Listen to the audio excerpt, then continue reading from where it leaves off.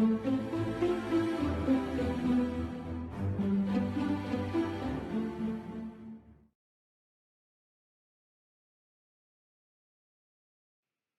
les temps anciens, les rois rentrent dans leur ville solennellement pour prendre possession de la ville.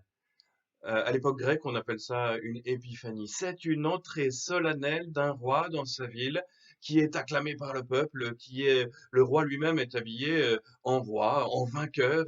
Il est monté sur son cheval et il est accueilli solennellement par une foule qui s'écrie Bienvenue, Hosanna, vive le roi, bienvenue chez toi. Aujourd'hui, Jésus entre dans sa ville et c'est une épiphanie, une manifestation de sa royauté et de sa puissance. Oui, il a même préparé son entrée. Il a réquisitionné une monture, les disciples ont organisé un accueil, les gens ont sorti des palmes, ils jettent leurs manteaux par terre pour faire un chemin au roi. Voilà. On pourrait penser que Jésus entre tel un roi païen ou tel le roi David dans sa ville. Et c'est pas tout à fait ça. Il y a une sorte de paradoxe. Jésus entre dans sa ville. Oui, il est accueilli solennellement et il entre avec un âne. Et je ne sais pas si vous en avez l'image en tête, mais on est sur un âne, on ne peut pas être digne. Forcément, il y a un peu de ridicule dans cette scène. C'est un peu étonnant, hein? Et Jésus choisit cette situation humble.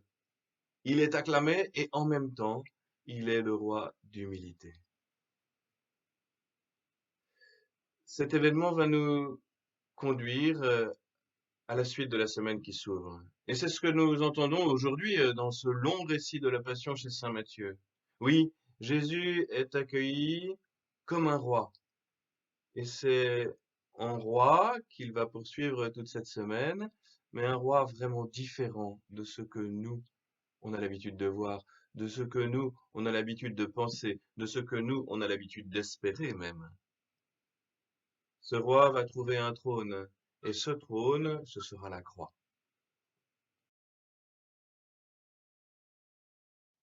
Aujourd'hui, la célébration est vraiment en deux parties. C'est paradoxal. Cette première partie, solennelle, festive, on met les orgues, on chante, nous sommes pleins de joie et nous manifestons notre joie. Et puis, immédiatement, d'un seul coup, nous changeons d'ambiance. Nous entrons dans le récit de la Passion. Et là, plus d'orgue, plus de fleurs, plus de musique, plus rien. Nous entrons dans la passion du Christ. Et nous sommes invités à la vivre nous aussi.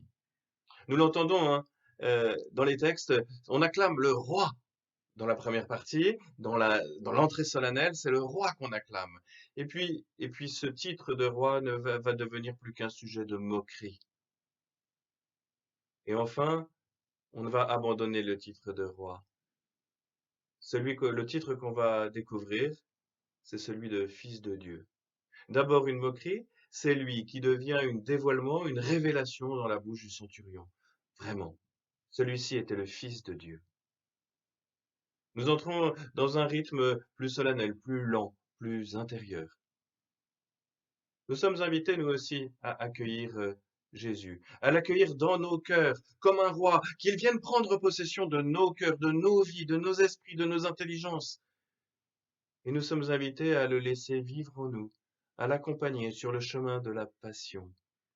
Nous sommes invités à le suivre pas à pas, à suivre Jésus de près, pour, avec lui, par lui, en lui, donner notre vie au Père pour le salut du monde. En ce dimanche, je vous propose de lire ou relire avec attention le récit de la Passion, et le lire même à voix haute, pour le laisser sédimenter en nous, pour le laisser devenir un terreau dans lequel le Christ va pouvoir se déployer. Le Christ s'est fait obéissant pour nous, jusqu'à la mort et la mort de la croix.